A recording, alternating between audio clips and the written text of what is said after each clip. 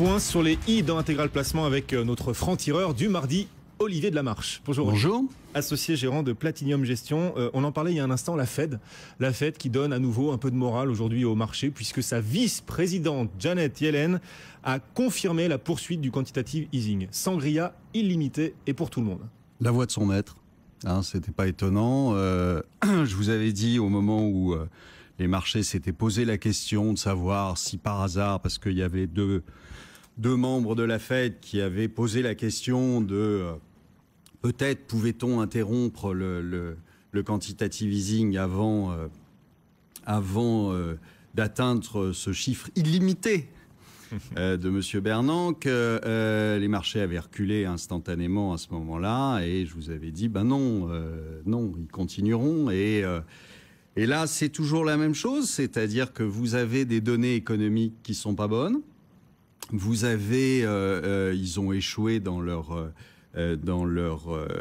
pour trouver un accord sur les coupes budgétaires.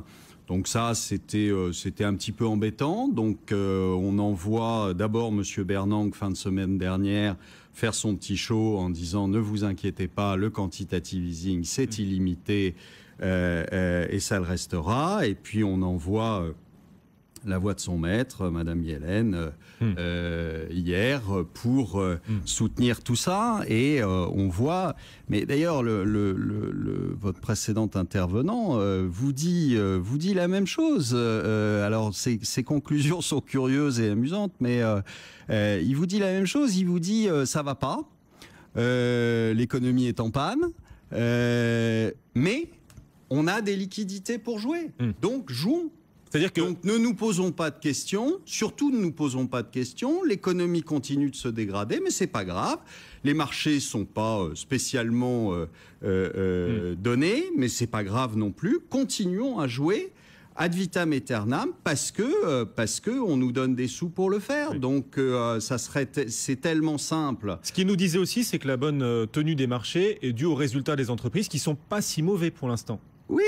Toujours pour la même chose aux États-Unis, c'est-à-dire que la contrepartie, c'est que vous virez tout le monde. Donc forcément, vous faites de la productivité et forcément, vous continuez à améliorer votre marge. La seule chose, c'est qu'en top line, ça se passe quand même nettement moins bien. Mais ça, c'est pas grave, on verra plus tard. Et surtout que aujourd'hui, nous n'avons pas commencé aux États-Unis à faire le moindre mouvement pour essayer de se dire qu'il fallait peut-être faire des économies. C'est toujours open bar.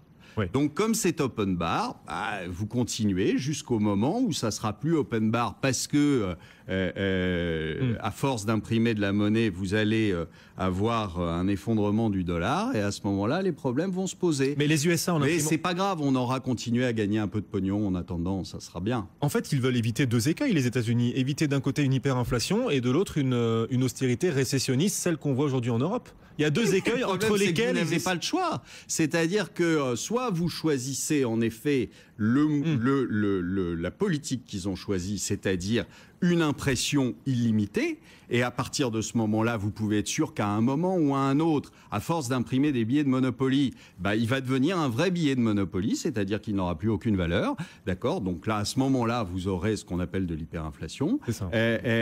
Soit vous faites des économies, et si vous faites des économies, c'est plutôt le biais qu'a choisi l'Europe. Si vous faites des économies, vous êtes en récession. Si vous êtes en récession, vous ne pouvez pas payer les intérêts des emprunts. Oui. Si vous ne pouvez pas payer les intérêts des emprunts, vous continuez à emprunter pour pouvoir les payer. Donc, vous continuez à augmenter votre dette.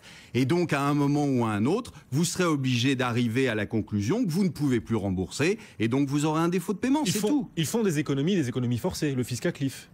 Ils les font. C'est ridicule. Non mais c'est ridicule en proportion. Attendez, ils peuvent pas faire plus d'un seul coup. Excusez-moi, c'est ridicule. On vous met d'un côté, on vous dit attention là, les coupes budgétaires, ça va être 85 milliards étalés sur 7 mois. Et vous avez de l'autre côté ce fou dangereux de Bernanke qui vous met 85 milliards par mois dans le circuit.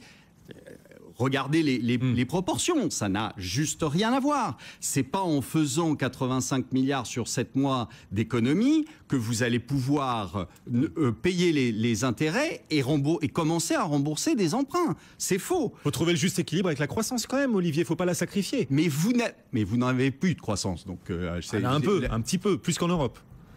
Je sais pas, vous avez vu les derniers chiffres du PIB ? Les derniers chiffres du PIB, excusez-moi, mais enfin, c'est pas de la croissance. Sur un trimestre. Sur un trimestre, vous allez voir le second. À partir du moment, vous savez très bien qu'à partir du moment où l'État n'est plus là pour fournir ce qui était avant fourni par les ménages américains, je vous rappelle que les ménages américains, de 2000 à 2008, se sont endettés de 1000 milliards de dollars par an pour mettre ça dans le PIB. D'accord ? Ça représente quand même 7% du PIB. Bon, on a fait ça jusqu'en 2008. En 2008, les Américains ne pouvaient plus. D'accord ? Ils étaient surendettés, ils ne pouvaient plus le faire. Qui est-ce qui a pris le relais ? C'est le gouvernement américain. Sauf que le gouvernement américain, là, maintenant, on voit bien qu'il est arrivé au bout. C'est bien pour ça qu'on commence à se poser des questions, relèvement de plafond, de coupes budgétaires.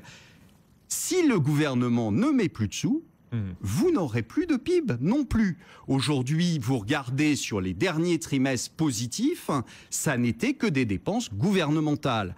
Donc, à partir du moment où il a levé le pied, c'est-à-dire sur le dernier trimestre, il n'a pas fait de dépenses en plus, eh ben le PIB, il est tombé à zéro. Le diagnostic d'Olivier Delamarche. Un mot aussi de la Chine qui va changer de président là, dans les prochains jours. L'Assemblée nationale populaire a débuté ce matin et que Xi Jinping va prendre ses fonctions.